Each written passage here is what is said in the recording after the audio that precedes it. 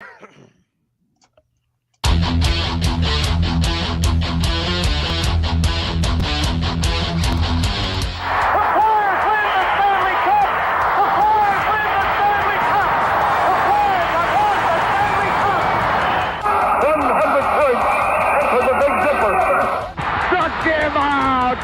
Philadelphia Phillies are 2008 World Champions of Baseball. The Philadelphia Eagles are Super Bowl champions. Eagles fans everywhere, this is for you. Now entering the game for Philly Press Box Radio, Bill Furman and Jim Chet Chesko. It's Wednesday, March 13th, 2024. Welcome to the Philly Press Box Radio Roundtable, brought to you by the Irish Rover Station House in Langhorne, PA, Cavs, Philly Tailgates, and the Edge of Philly Sports Network. I'm Bill Furman. I'll be your host tonight, along with my partner, Jim Chet Chesko. And Chet, what a busy week. Can you say? Big splash. Wow. The Eagles have gone all in with free agency. The Flyers bounced back from an awful game in Tampa Saturday night, which I happen to be in attendance for. They bounced back to beat San Jose last night, though. Just 16 games left with the Islanders on their tail. The Sixers, they're bouncing back and forth between 6th and 7th place in the standings. They're still not very good. 17 games left for them to figure it out. Phillies are 15 days from opening day in a 3-game series against those Atlanta Braves. Villanova is back on, they're on the outs of that latest ESPN bracketology. Week in, week out, week in. And before we go, Chet, tonight we got to give a huge shout out to that Fletcher Cox, who announced his retirement this week. Another big loss for the Birds, but certainly plenty to talk about tonight in Philly sports. And that pretty much covers everything, folks. So good night, everybody. Good night.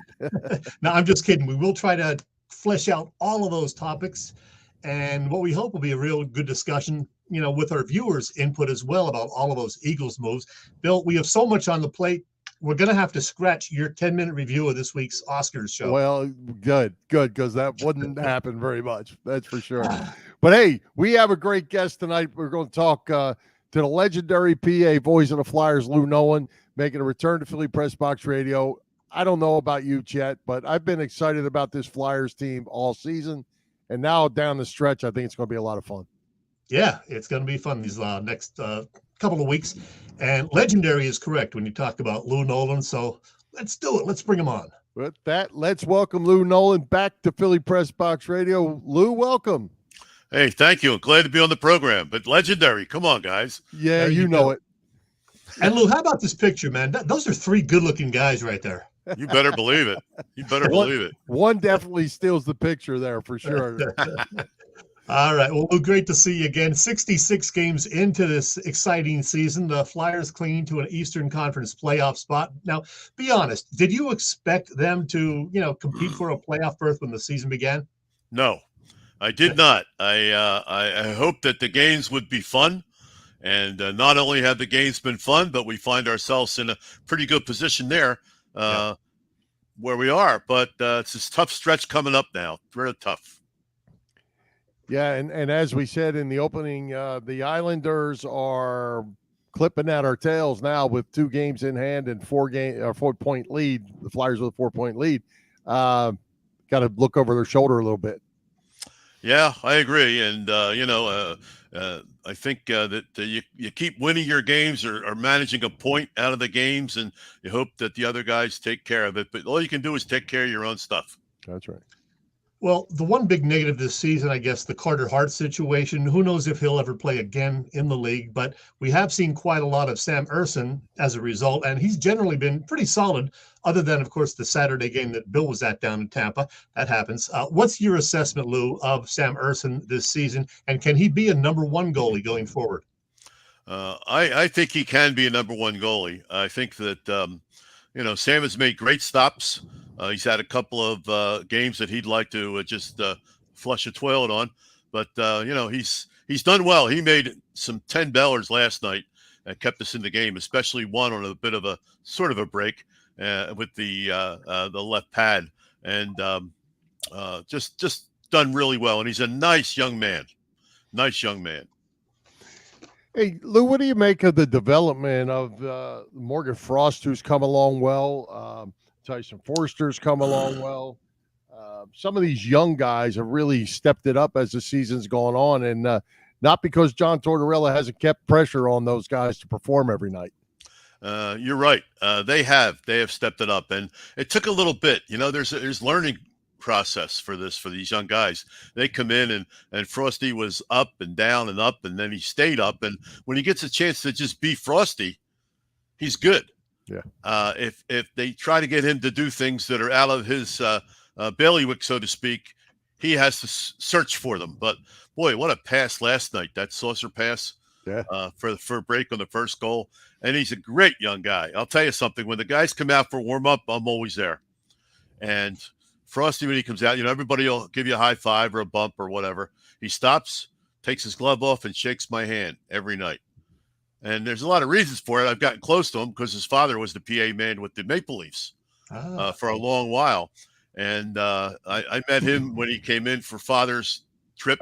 And I'm glad that Frosty's doing well. Forster, great shot. Not afraid to do things. And I think that the coaching staff realizes that they let them be themselves and see how it works. And for those two guys, it certainly has worked. Hey, how about the game Cam York had? Our buddy Sam Carchidi posted that York played 26 minutes, couple of assists, 3 blocked shots, I believe, and he wasn't even feeling great. So he's been impressive much of the time. You're absolutely right, Chet. And he, they thought he was going to be a good player, and it took him a little bit of time. But when he came in and he played a few games here near the end of the season last year, I guess it was, and went back and came up this year, made the team, and boy, he's been good. He's been good. Again, they're letting them play. 26 minutes for a young guy like that. Boy, oh boy. Right. That's lugging some hardware there. No kidding. Hey, Lou, we have to ask you about Travis Konechny and Owen Tippett. Those guys, they're turning into really solid scorers, and Konechny especially, maybe Tippett just right behind him, certainly deserving of the All-Stars and really upped their game here in Konechny in the last couple of years. He's become quite a star, I think. Well, TK is an interesting guy because he's ornery as hell, and that orneriness it gets him in trouble with penalties once in a while, but it's worth it to take it because he has a little more room when he does that. But he'll stick you with a stick, and he walloped the guy last night that got him 2 minutes just in changing lines. He checked the guy, so those kinds of things, and he can shoot, he can make plays, and he's deadly. He's deadly with a shot. And how about Tippett? Same thing with Tip. He's a power forward, to say. You think about it and think about the old Cam Neely kind of a guy that was able to do that and turn the corner. He could turn the corner and take the defenseman in and basically get around them. And, he made a goal on a dipsy doodle shot about 5-6 games ago here. Yeah. That was like a all-time goal for the season. For the Flyers, and certainly maybe the NHL. Mm-hmm. Beautiful goal. Lou, whether it's the John Tortorella style, you tell me, or is the NHL changing a little bit to being a little more physical, a few more altercations and things like that? Is that a Tortorella thing, or do you see that going back a little bit more old school in the NHL? I wish it was just the way the league's going. I'm not sure about that. I don't think that it is a thing for Tortorella. He likes the players to be physical. They think that offense preys off of defense, and he wants his guys playing good defense. But, he's a smart guy and a great coach for this group of people here because they're young, they want to learn, they want to stick, and they will do what the coaches tell them to do. And that's really key because some guys – you get the veteran there that's been around for a while, doesn't have a great attitude. He may say, hey, what do you know? I got 2 Stanley Cup rings. Things like that happen with some teams. Mm. Let me ask you about Tortorella. Have you gotten to know him at all? Because he seems like a very interesting guy. He is. I have not gotten to really know him. I've had a couple conversations with him. Most interesting one early on in the season. I said, I'm Lou Nolan, the PA guy. I want to really get a chance to meet you. And he says, I said, I know who you are. And I said, you're doing well with these guys here and you're having a good time. And he says, you know what, Lou? He says, these guys, they're like the animals on my farm that I adopt. They don't talk back.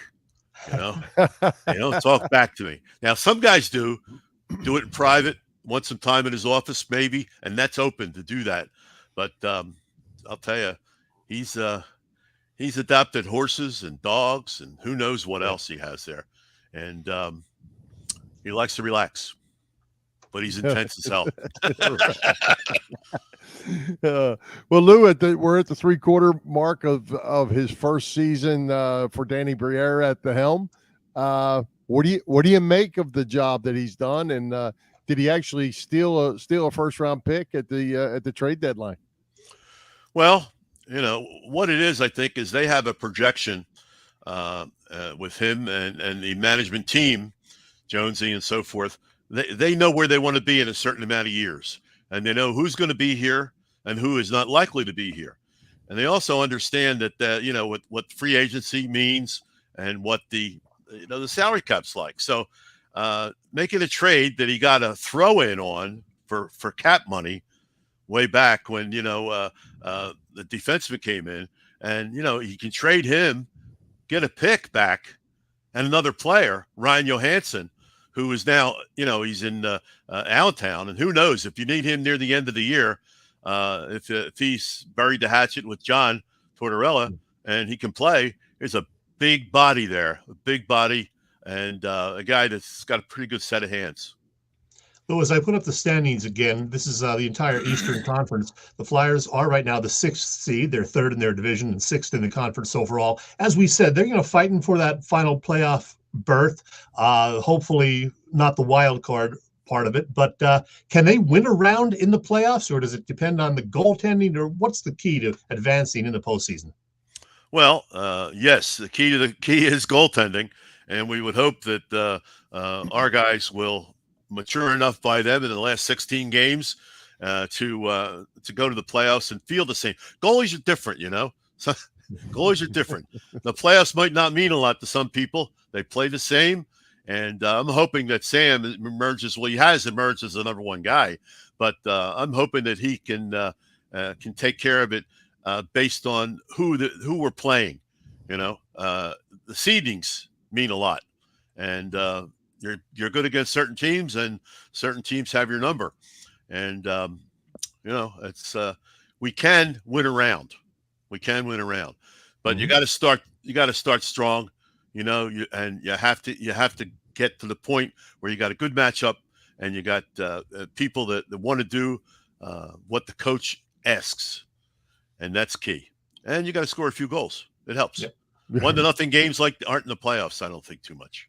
Right. Well, Lou, we can't talk about the goaltender without talking about the defense, and I think overall this year's defense is leaps and bounds better than last year's defense as far as, I don't know if it's the personnel, the system, the intensity, or what, but I think every game seems to be a little more low scoring as far as giving goals up, which keeps them with their energy on offense always in the game. Yes, all counts. The energy is important. The shot blocking is important. You get to a point where that's one of the things that he stresses. Tortorella stresses. He wants the guys to block shots. Now you get nicked up when you block shots. Nick Seeler is nicked up, and he really at this point is one of our top 2 or 3 defensemen. Sanheim's done well, and he missed a game here and there, but you just get guys hurt. You get Drysdale, and he's walking the line well and shooting well, getting the puck through. It's hard to sometimes get the puck through that mass of players. He seems to be able to do it. So without him and without Seeler, and we got the big Norwegian. He hasn't played a lot lately. I don't know what's going on with him, but it was a couple of games, then it was week by week, week to week, and now he's not in it. We don't see his name on the roster. He's on IR, as are the other two. So something has to happen there. Going to be an interesting next month or two, we certainly hope. Hey, this Sunday, the Flyers have a great event coming up. The Flyers Charities Carnival, Sunday from 11 to 3 at the Wells Fargo Center.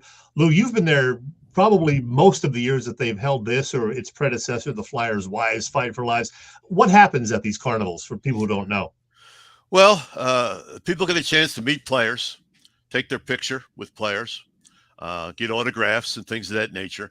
And you know, as far as carnivals go, I've been at all of them. And, Wow. well, you know, it's part of what they say, well, you're going to be there, right? I said, okay, I'll be there for sure. I better be there, or my name will be mud. But, hey, I have a good time. I love to get out and meet people. It's one of the finer things. And, you know, you get down there and you do some interviews with some players. Some guys that you know well can open up a little bit and just be themselves. Some guys aren't. Like the roughest interview I ever did was with Brizgalov, the goalie, at one of these carnivals. Yeah. But he was a space cadet. He's still in the area, but he's like at 20,000 feet, you know, flying around up there in a little capsule. But they're great. You know, there's games, there's chances to shoot on the goalie. You know, I'm not sure if there's a dunk tank or not this year, but there probably is. That's always fun.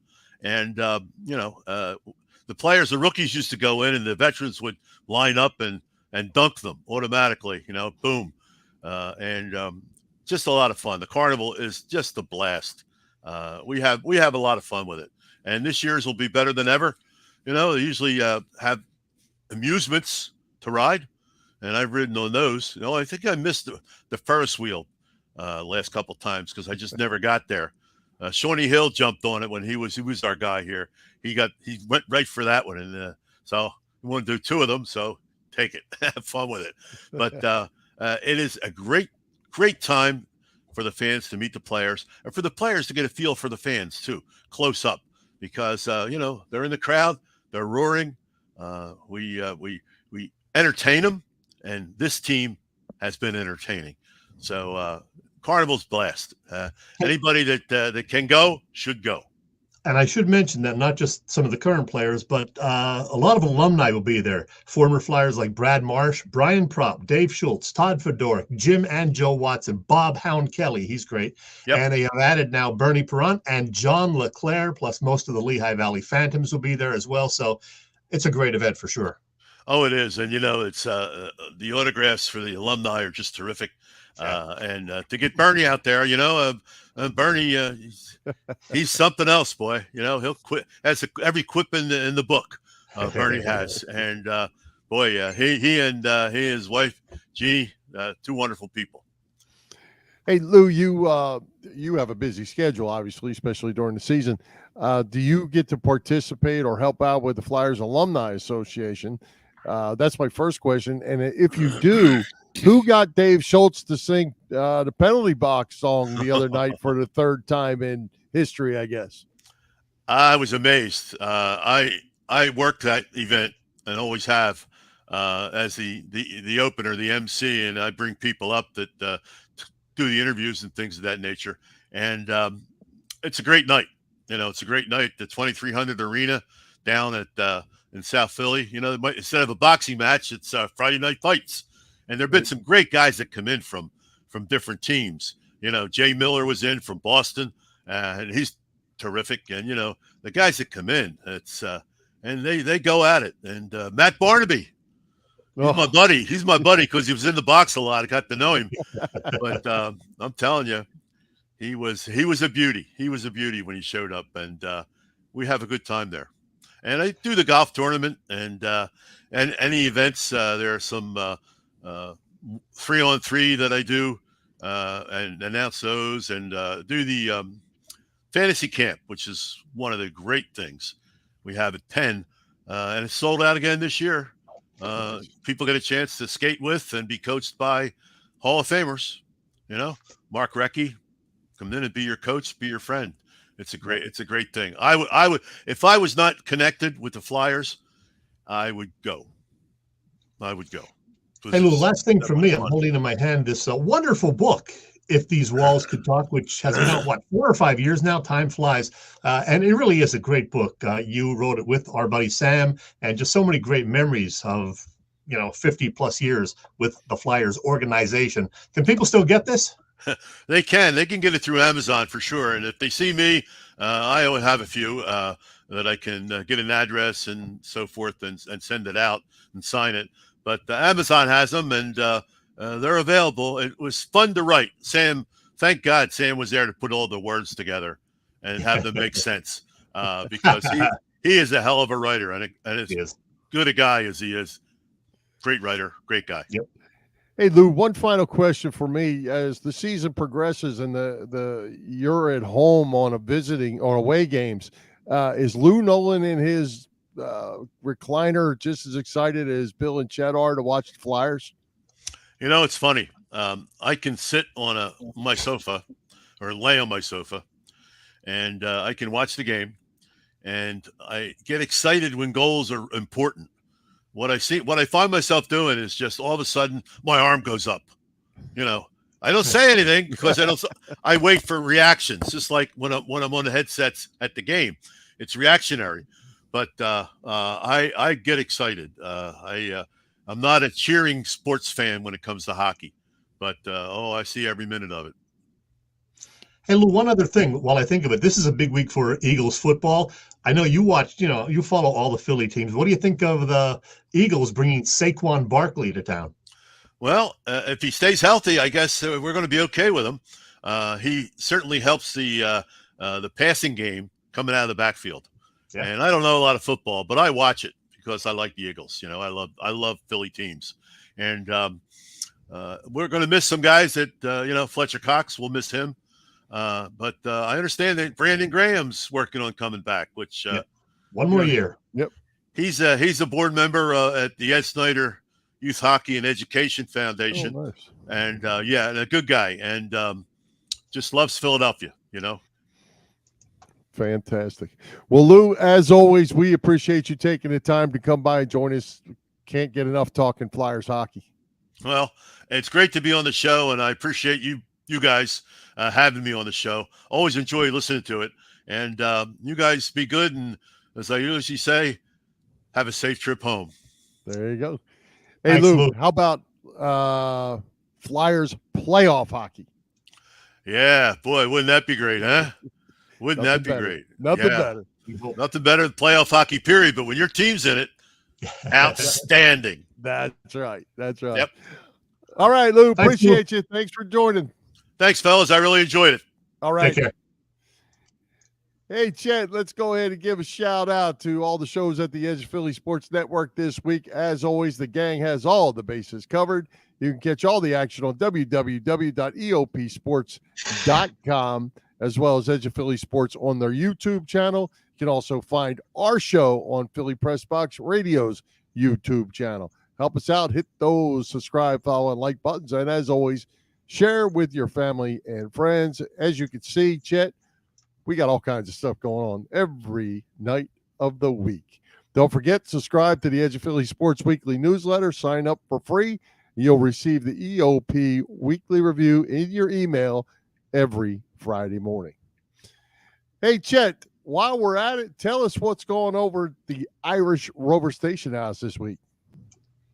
Well, glad you asked, Bill. Hey, if you're a viewer or listener on Philly Press Box Radio, you know that the Irish Rover Station House is our longest running sponsor. And if you look at the calendar, you know this is their big week.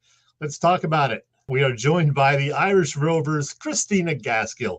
Hey, Chris, great to see you as always. You too. Thanks for having me. Chris, it is mid-March. This Sunday is St. Patrick's Day, of course, but the Irish Rover is celebrating all week. So what do you have going on today through the big day, Sunday? Yeah, so all week long we're serving our famous Irish fare. So corned beef and cabbage, ham platters, Guinness stew, all of our favorites. Friday night we have our friends from Forge coming out with a bunch of fun St. Patty's Day giveaways, and Guinness will be there on Saturday to put your face on a Guinness, which is very exciting. And then, of course, we'll have live music all weekend long, Saturday and Sunday. And Irish dancers will be popping in all week long. Did I see that you're opening early both Saturday and Sunday? 10 a.m. So come get your Guinness Stout at 10 a.m. and your corned beef. Never too early to start celebrating St. Patrick's Day. That's what I say. Agreed. Hey, you mentioned some great foods. Do you have any personal favorite Irish food? Well, I mean, who doesn't love a good corned beef sandwich? But I do love some of the new stuff that we have on our new menu. We have an Irish whiskey burger and Irish egg rolls. They're not quite traditional, but they're Irish adjacent and quite delicious. And will they be staying on the menu? Yeah. Nice. Love it. Anything else on the spring scheduled events at the Rover that we should know about, Chris? Yeah, definitely. We are doing yoga on the patio again, which was fantastic. We're going to do that in April. You can find tickets on our Facebook page. We also have a paint party once a month and Cinco de Mayo. Who doesn't love Cinco de Mayo, even at an Irish bar? Yes. Well, Chris, enjoy the warmer weather. And I know the Irish Rover Station House will be hopping over the next several days. Happy St. Patrick's Day. You too. Hey, everybody, it's Willie Nile here, and you're listening to Chet and Bill on Philly Press Box Radio. You lucky people.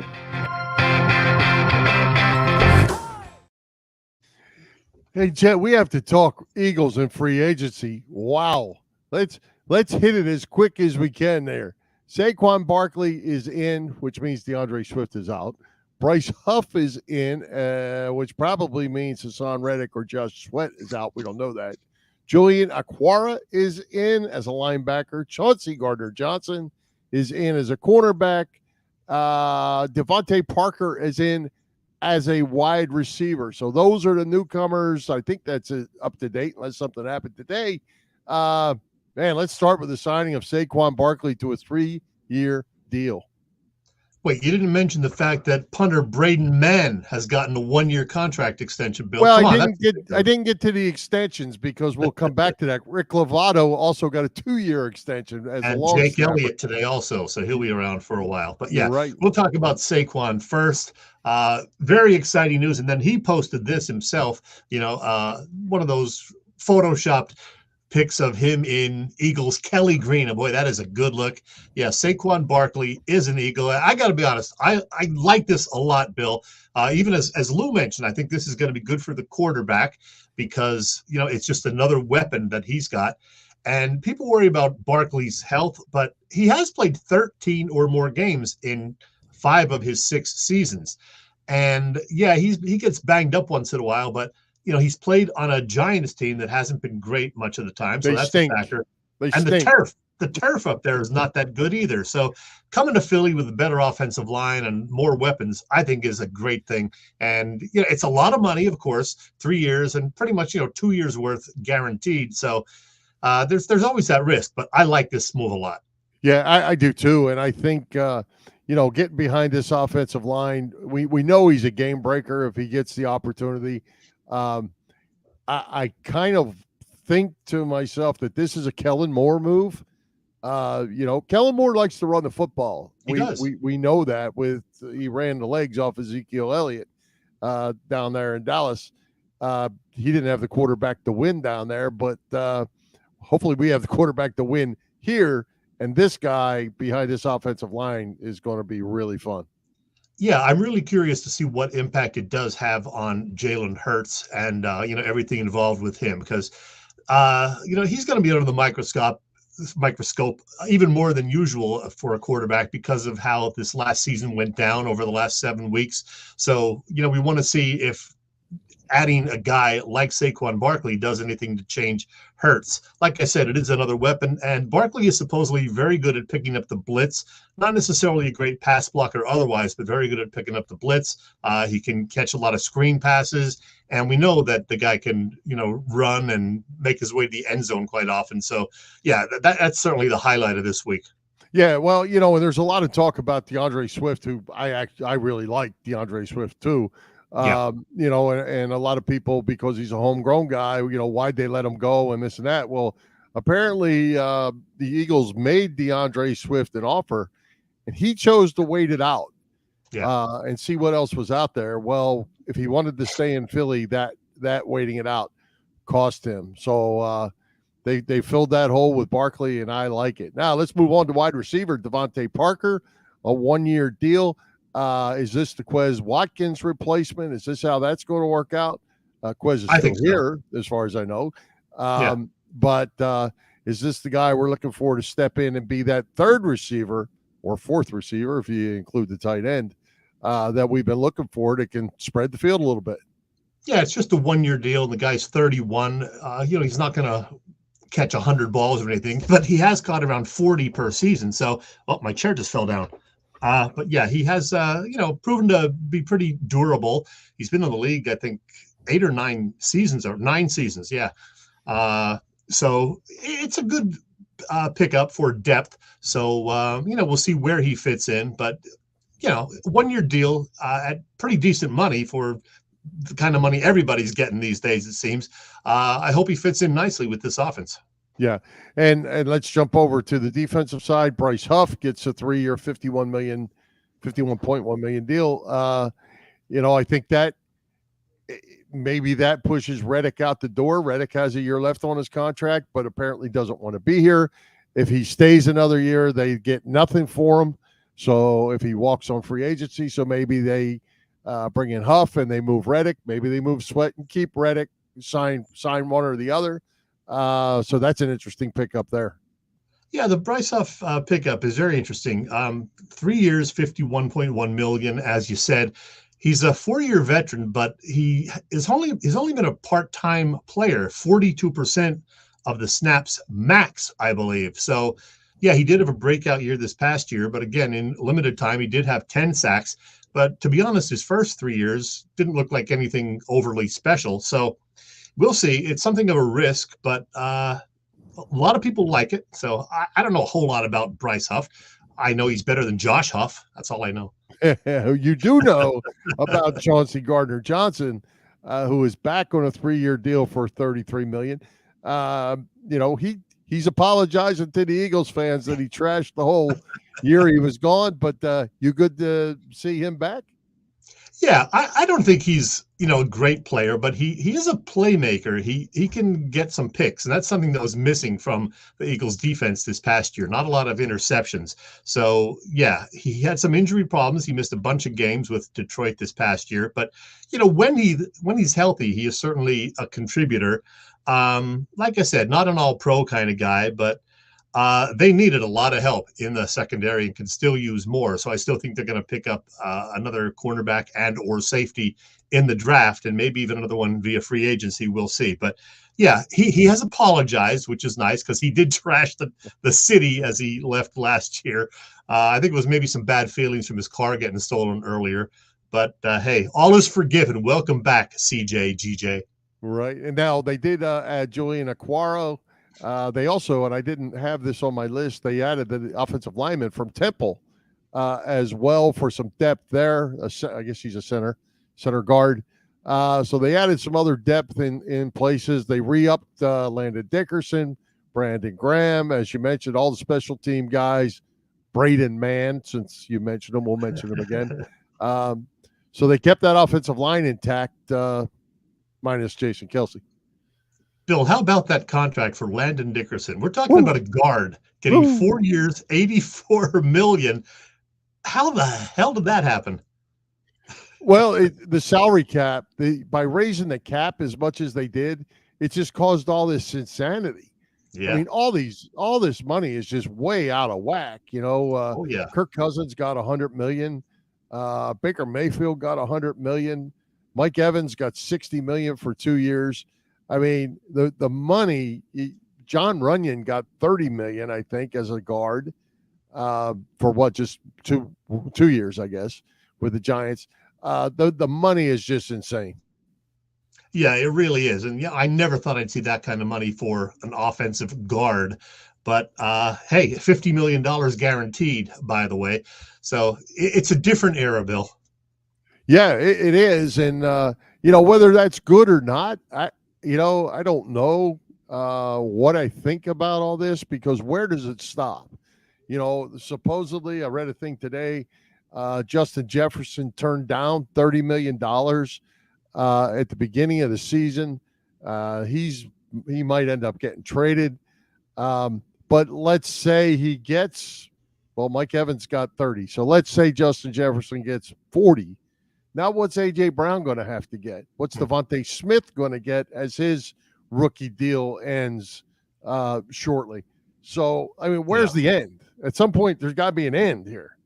Yeah, and it makes you wonder if they're going to be able to keep Devontae Smith and A.J. Brown beyond a couple of years because of all of this. So I don't know, but that's Howie's job. It's Howie's season, as the radio guys say. So we'll let him figure it out and hope for the best. But I think the big news is I think the Eagles are, again, something of a legitimate contender now in the NFC after that horrible end to last season. And, oh, by the way, Bill, as of 6 p.m. today anyway, the Dallas Cowboys have signed exactly 0 free agents. Zero.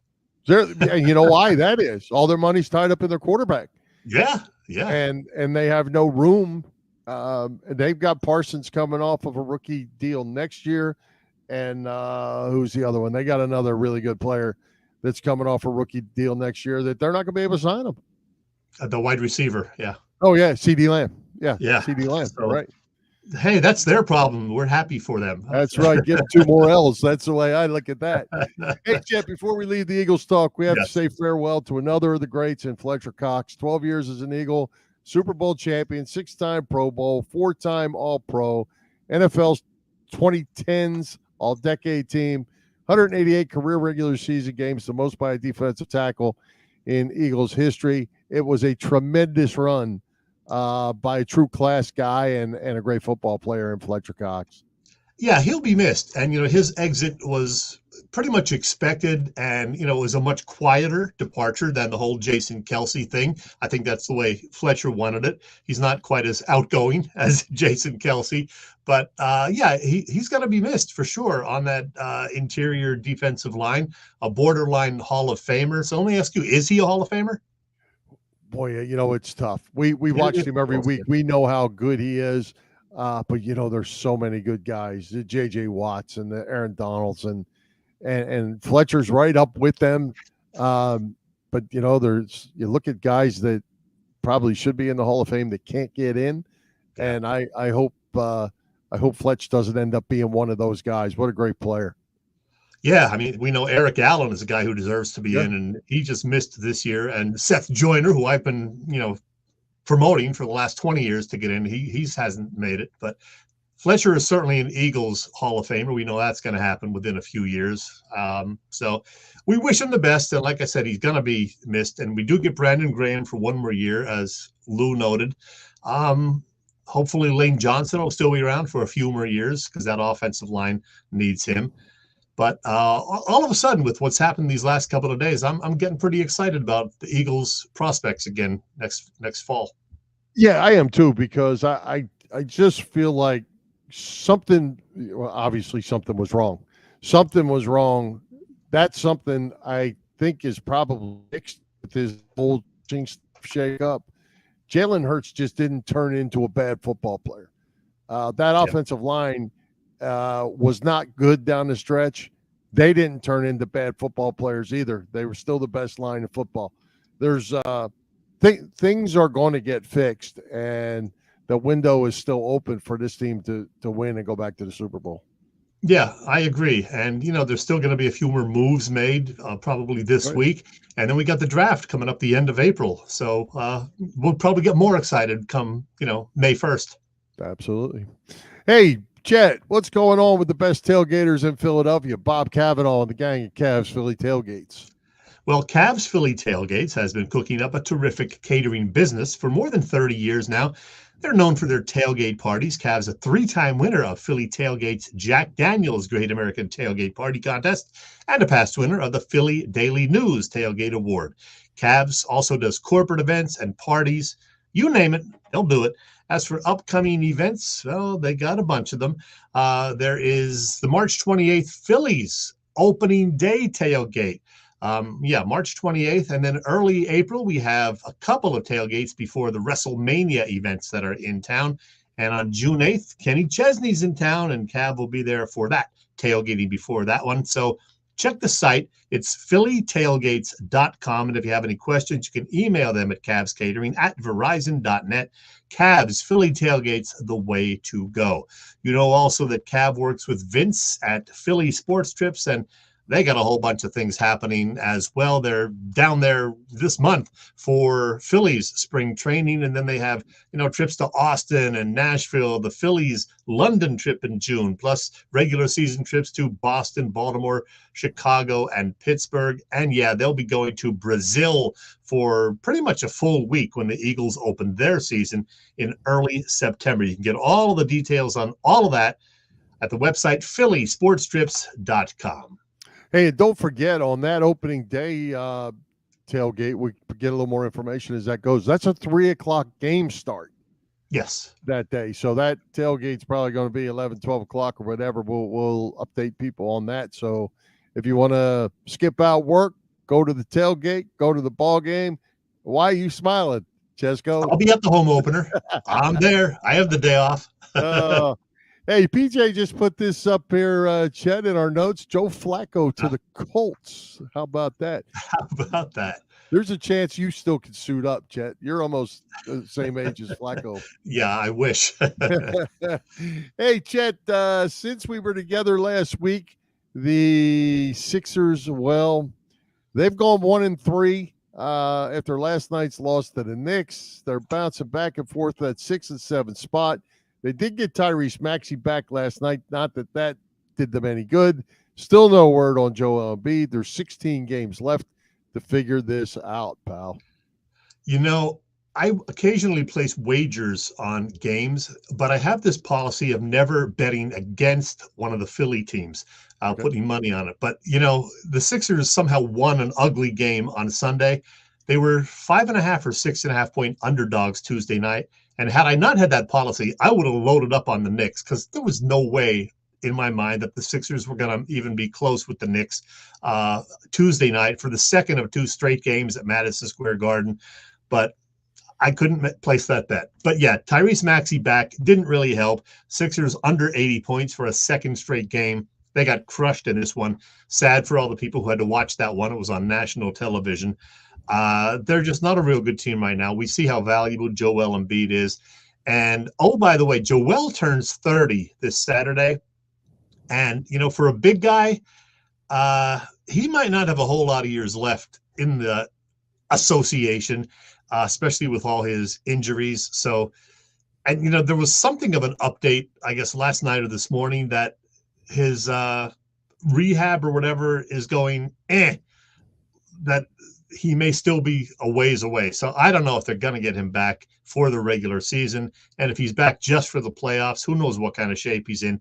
I'm depressed, Bill. I'm depressed. Well, I mean, I'm going to say the same thing that I said a few weeks back. I think they need to really assess, and I'm not saying you trade Embiid or anything like that. I'm just saying they need to really assess how this team's built and how it operates. You can't operate around one guy, especially a guy that isn't reliable. And it's not the first time that he's not reliable. So that trend is there. They've got to figure out another way to build this team. PJ, he's got his idea. Yep, there you go. Time to trade Harris. I don't know where you start at this point, but this isn't working. And it's not going the way it is. Well, I think we already missed the NBA trade deadline, so Harris isn't going to be traded. I guess they could, waive him because he's in the final year of his contract. He's been awful lately, and man, it's so depressing. It looks like he's, not really into it mentally. I would love to see, though, what the team looked like with a healthy Embiid and a healthy Maxey and the addition of, Kyle Lowry and these other guys like Buddy Hield. But we can't seem to get everybody healthy, and who knows, what, as I said, Embiid is going to be like when he does come back, assuming he does get back sometime in April. But otherwise, hey, happy birthday, big guy. Happy 30th. Well, Joe is going one up on me here. Get rid of him. Trade him. Yeah, but you trade him, you're not going to get equal value, and this is what you're going to get. You're going to get this kind of slop that they're putting out there for another few years, and it's like the process all over again. Yeah, well, we certainly don't want to see. We certainly don't want to see that. That's for sure.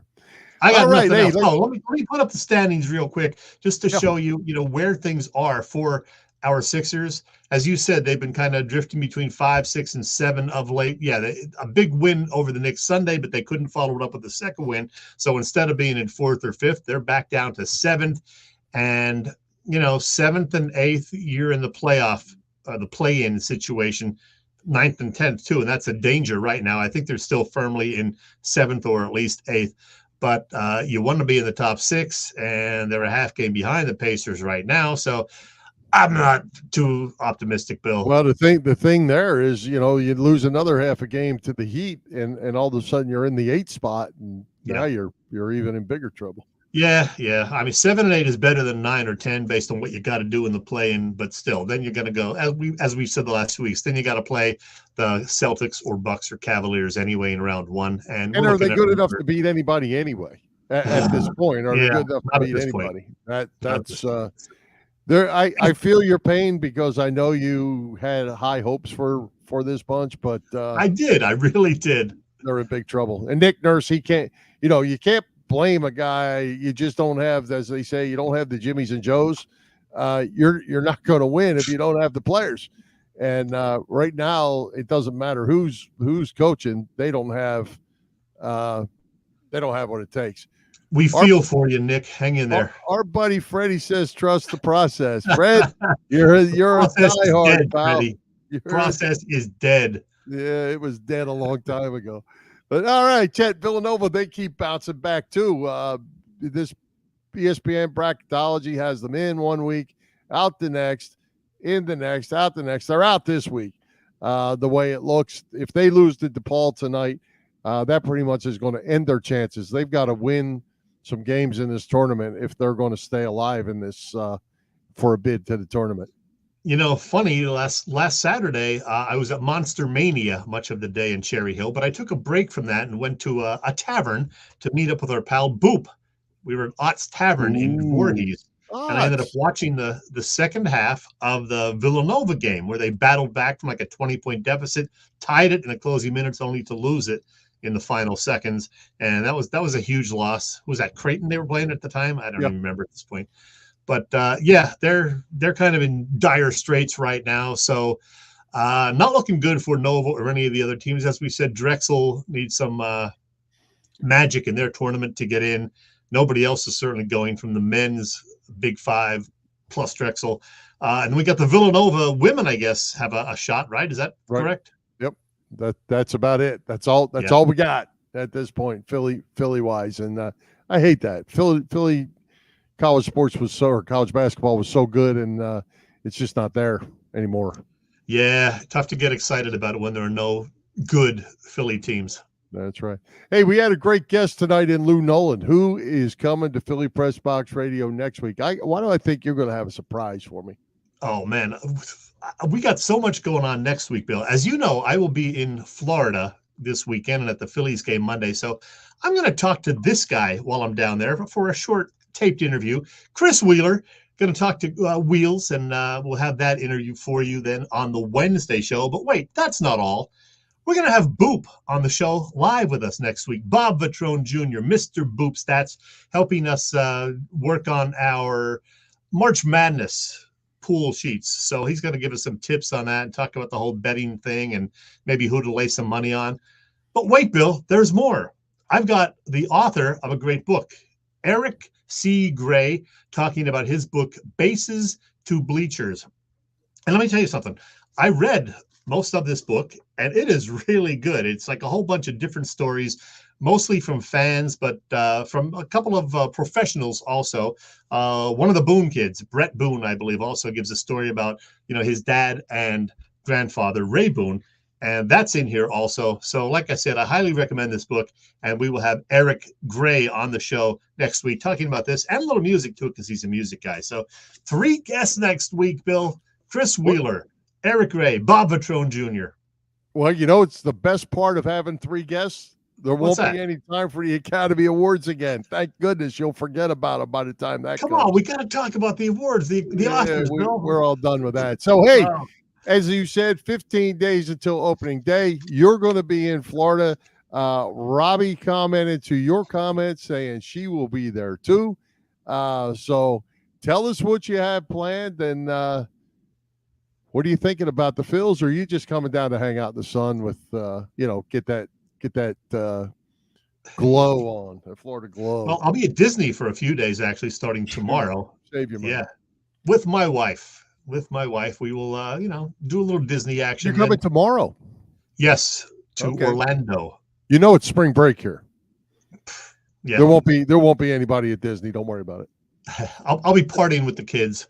Don't worry. That Sunday, driving to Clearwater, going to the Phillies game on Monday. You know who else is going to be there? Some of the WIP crew, because I was with James Seltzer this morning. Now, I don't know if the whole show is going down there, but Seltzer's going to be there for sure, and we're going to meet up. Cav is going to be there. Bob Cavanaugh from Cavs Catering. So, man, it is going to be a party, Bill. Looking forward to see a little Phillies baseball action, talking to Cav, talking to James Seltzer, talking to Chris Wheeler, hopefully maybe Scott Fransky if he's there, because we want to get him back on the show. So there's going to be a lot going on during my brief couple of days in Clearwater. I will have time to watch some of the Phillies-Pirates game Monday, too, while I'm there. Yeah, well, I was there Saturday as well. Besides being at the Another Flyers loss. game, Way to go, Bill. Yeah, well, I'll tell you what. I'll say this: they got to the late innings of that game, Ched, and they brought some of the minor leaguers in to pitch. The wind was blowing out to left, and those fly balls were headed out. There was no doubt about it. And that was a good game. It was 5-5 until they gave up 8 in the ninth. That was a couple grand slams. Yeah, I was with Boop, as I mentioned. That was on one of the TVs also at Ott's Tavern while we were there. So we saw the balls flying out of there late in that game. It was, and the wind was blowing big. But sold out. Every game seems to be sold out. And, the Phils have a couple roster things they've got to do. They're trying to give that Johan Rojas that center field job. He is hitting 161 before today, Chet, this spring. Yeah. Something's got to give. I don't know what's going to happen there. You can't take a guy up north that's hit 161 in the spring. If he's not ready, they're going to go with Christian Pache, and I would think send Rojas back to AAA for a little bit to, he's got to get playing time. So he's either going to be a starting center fielder or he's going to be in AAA playing there.